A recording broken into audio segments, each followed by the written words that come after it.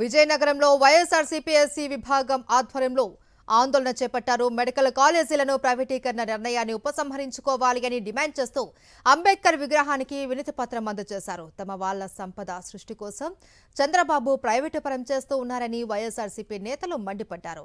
ప్రజా ఆరోగ్యాన్ని ప్రభుత్వం గాలికి వదిలేసిందని ఆరోపించారు. పేదల విద్యార్థులకు ఉచిత విద్య అందకుండా కూటమి ప్రభుత్వం కుట్రలు చేస్తోందని ఆగ్రహం వ్యక్తం చేశారు వైఎస్ఆర్సీపీ నేతలు.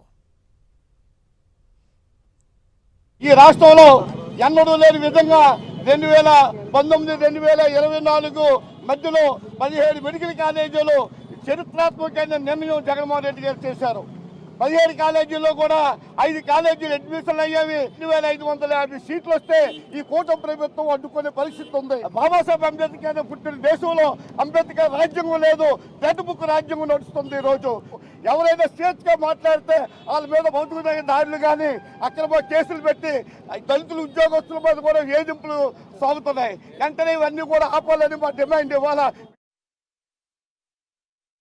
కూటమి ప్రభుత్వంలో తెలుగుదేశం పార్టీ ప్రధాన భాగస్వామ్యం వారి ఆలోచనలు ఎప్పుడూ కూడా ప్రైవేటీకరణ చేసుకెళ్ళిపోదాం. ఏదైతే విద్య ఉందో, వైద్యం కానీ విద్య కానీ, ఏవైతే చిన్న జాతులు ఉన్నాయో, ముఖ్యంగా వెనుకబడి వర్గాలు ఉన్నారో, ముఖ్యంగా ఎస్సీ ఎస్టీ బీసీలు ఉన్నారో, మైనార్టీలు ఉన్నారో, వారికి విద్యను అందకుండా చేసే విధంగా కేవలం ధనిక వర్గాలకు మాత్రమే ఈ విద్యని వైద్యాన్ని అందించే విధంగా ఈ ప్రభుత్వం చర్యలు తీసుకుంటా ఉంది. దాన్ని ఈరోజు ఆ కార్యక్రమాన్ని ఆపండి. ఈరోజు ఈ విద్య కోసం మీరు ఏదో చెప్తా ఉన్నారు.